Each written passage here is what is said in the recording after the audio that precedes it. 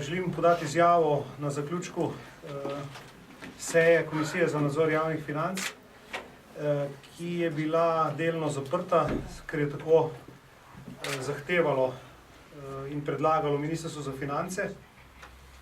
Torej, obravnavali smo točko dnevnega reda nepregledno in negospodarno prodajo zadnjih obveznic države lani v višini 1,5 milijarde evrov na zaprtem trgu enemu samemu investitorju po obrestni meri 4,85% za torej 3-letne obveznice, kar je primerjalno gledano z nekaterimi drugimi državami visoka obrestna mera.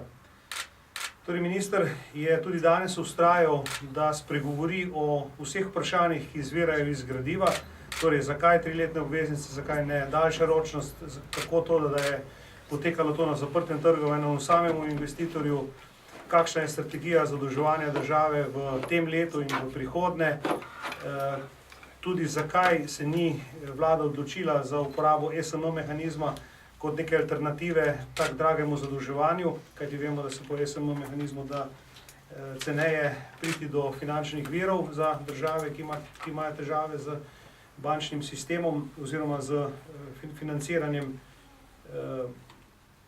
bank, ki so v reševalnih mehanizmih, kot je to v Sloveniji.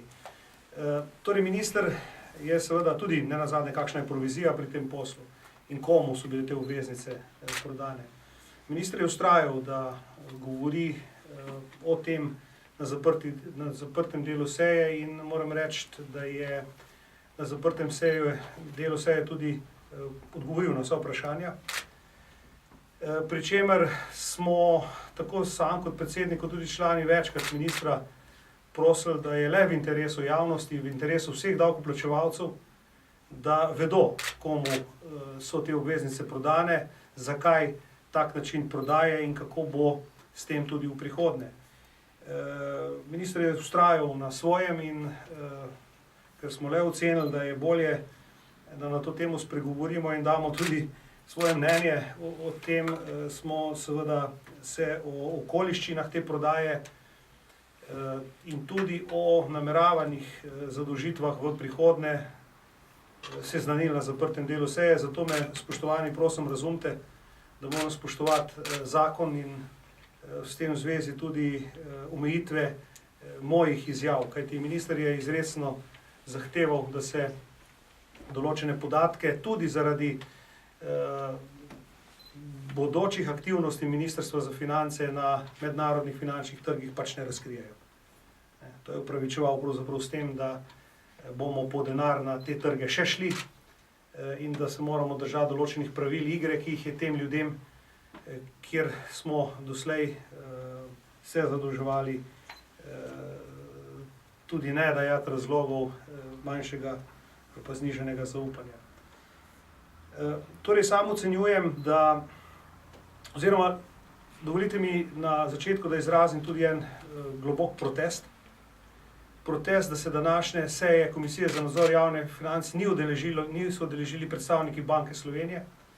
Sam osebno sem prepričan, da je dobršen del odgovornosti za bančno luknjo, za ogromne milijarde evrov, ki jih bomo davkoplačevalci v tej državi in bodoči davkoplačevalci, tudi ko še niso rojeni, dajali za sanacijo tega bančnega sistema na plečih in odgovornosti Banke Slovenije kot nacionalnega nadzornega organa nad delovanjem bank. Če bi Banka Slovenije, po moji oceni, ravnala bolj profesionalno v preteklem obdobju, bi bilo teh problemov z bankami bistveno manj ali pa bi bili vsaj bistveno manj dragi. In tudi taka ignoranca, kot je bila danes pri relativno pomembni točki, priča, da se tam kaj veliko, žal tudi s prihodom novega guvernerja, ni spremenilo. Bil sem pa zelo zadovoljen, da so se seje udeležili tudi predstavniki Računskega sodišča, zato je tudi komisija sprejela nekaj sklepov.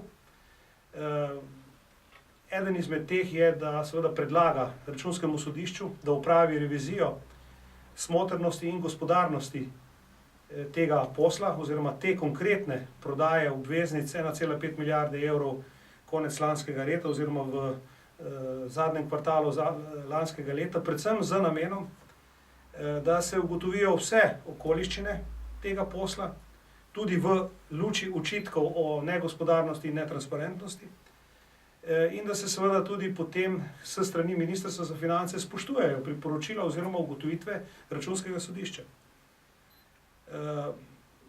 Jaz mislim, da je prav, da tak posel, oziroma ne, da je prav, da je nujno, da tak posel presodi Računsko sodišče, da ne bi seveda o bodočih aktivnostih padali podobni sumi kot na ta konkreten posel. Jaz moram reči, da sem kot predlagatelj te točke dnevnega reda navedel kar nekaj trditev, tudi v naslovu je ta, da je posel bil nepregleden in tudi negospodaren. In seveda bolje je, da Vrhovna državna revizijska hiša potrdi ali uvrže takšne zaključke, kot pa da so takšni zaključki politične narave. En zelo pomemben sklep je bil tudi sprejet. Naj poudarim, da so bili vsi sklepi danes na komisiji sprejeti soglasno.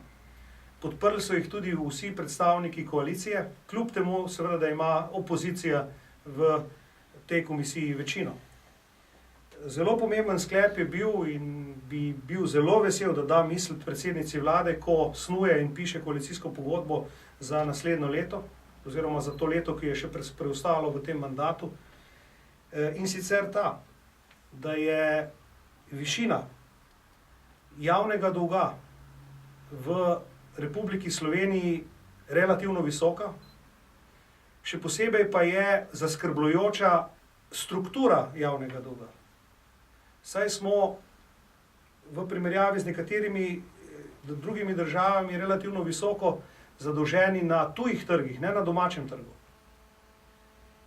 Zato predlagamo vladi sprejem strukturnih reform, ki bodo razdolžili to državo in ki bodo šli v smeri razdolžitve te države, torej v smeri zmanjševanja in racionalizacije, ko govorimo o javni porabi, in v smeri spodbujanja gospodarske aktivnosti in dviga konkurenčnosti slovenskega gospodarstva. To je izjemno pomembno srednjeročno in dolgoročno, kajti mi se danes samo pogovarjamo še kako in kdaj se bomo zadolžili in po kakšni obrestni meri in ali se bomo sploh lahko zadolžili, ne pa kdaj se bomo končno nehali zadolževati in končno začeli spoštovati našo ustavno določbo o zlatem fiskalnem pravilu, ki preprosto pove, da lahko v tej državi porabimo toliko, kot ustvarimo. In ta zadnja prodaja, ki se je zgodila, je tudi po stališču vsaj večinskega deleža komisije alarm, da je več kot nujno iti po tej smeri. In da nas ne te, moram reči, da se je tudi en izmed predstavnikov vlade izrazil grenke pilule, da te grenke pilule ne bojo stalna praksa. Takšna zadolžitev je lahko označena kot grenka tableta ali pa nekaj, kar smo morali požreti, da rešujemo državo iz tega nezavidljivega položaja. Moram reči, no, da je bila današnja razprava tako, no, skrb vzbujajoča in da zelo koristna vis-a-vis načrtov po dodatnem zadolževanju v tem letu, ki sledi tudi iz sprejetih proračunskih dokumentov, obvez torej po refinanciranju zapadlih obveznic in ki sledi za pokrivanje primanjkljaja in ne nazadnje tudi zagotavljanje likvidnosti državnega proračuna. Vprašanje, kar Barbara Dovče, a ste bili zadovoljni z odgovori ministra? Moram reči, da se je minister potrudil in je odgovoril praktično na vsa vprašanja. Za razliko sem doživel, da je bil kar zgovoren. No. To je zelo dobro. Jaz mislim, da je dobro in sem pravzaprav, nismo pa delili vseh stališč, ne, še zlasti, ko je obrazlagal, zakaj na zaprtem trgu, zakaj enemu samemu in tako naprej. Tu pač nismo delili stališča. Jaz moram reči, da smo dobili njegovo mnenje, vendar nas ni prepričal, no? Vsaj večine ne. Je pa res, da je se potrudil in odgovoril na vsa vprašanja in tudi to je neka relativna novost vis-a-vis tega, kar počne v parlamentu sicer. Verjetno bomo morali več sej zapreti za javnost. Maja Derčar, Radio Slovenija.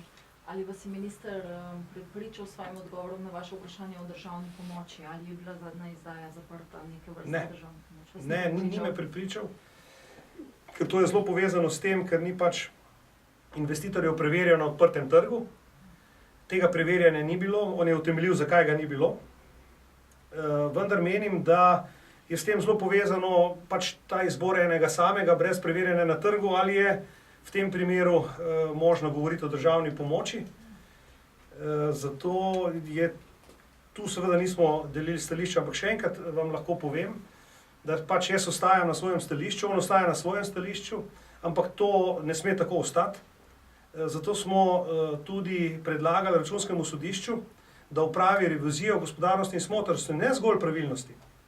Veste, ker eno je, ali je zadeva po by the book, ne, to se pravi po predpisih, pravilnikih in tako naprej. Drugo je pa, ali bi se dalo za drugačnimi postopki doseči boljše rezultate. In ker so bili predstavniki Računskega sodišča navzoči in so pravzaprav že na nek način sprožili in inicirali to revizijo, vendar še niso se odločili, katero vrsto revizije bodo upravili, smo se torej odločili, oziroma da predlagamo Računskemu sodišču, da to opravi to posebno revizijo, ne revizijo v okviru revizije iz, recimo, pravilnosti izvrševanja proračuna. Omenili ste, Marko Milinković, Svetna kanala, omenili ste provizijo na začetku. Ali lahko poveste karkoli o tem? Je kdo dobil provizijo, kakšno provizijo? No, seveda, provizija je bila izplačana tistemu, ki je posredoval pri prodaji teh obveznic, vendar žal mi je, da vam zaradi, čeprav sam bi najraje to tudi povedal, da tega ne morem povedati, ker je minister vztrajal, da so te podatki zaupne narave. Da se vedeti, kakšna je bila provizija? Pač ne bomo zvedli, kdo je dobil, kdo je posodil. Kakšna je bila, tu spada pod pogoje zadolževanja? Jaz bi bil zelo vesel, da tudi v tem bi raje, da vam da izjavo minister, kajti vztrajajo je na zaupnosti teh podatkov. Ali se bomo morda zadolžili pri tem istem vlagatelju, pri katerem je bil private placement narejen? Tudi tega ne smete povedati. Glejte, ne, to lahko govorim, ker se na to ne da dati odgovora. Ne.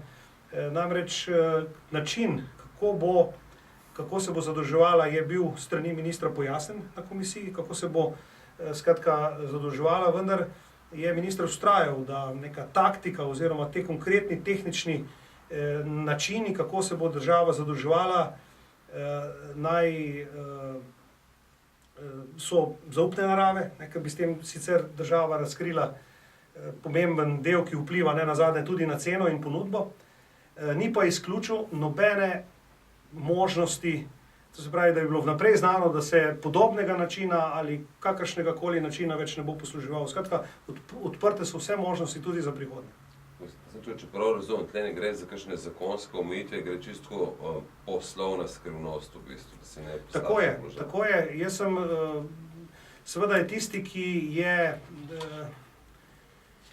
dajalec informacije in gradiva, tudi tisti, ki odloča, kateri element tega poročila je zaupne narave, in minister je tu izrecno vztrajal, da so te podatki ostajajo zaupni, zato smo imeli tudi zaprti del seje. Razumem, ampak vztrajal je z obrazložitvijo, da gre za neko pač v bistvu poslovno skrivnost. Po definiciji, kadar je zaprti krog, ne smeš nič izdati. Ja, štega, sem zakaj pač. Ampak ali je pojasnil, zakaj je bila v tistem trenutku to vrstna zadolžitev nujna? Da, je pojasnil in s tem je tudi pritrdil očitkom in navedbam, tudi mojim, ki sem jih navedel, da je bila pravzaprav kakršnakoli tržna aktivnost takrat izredno omejena glede na situacijo, v kateri je bila država.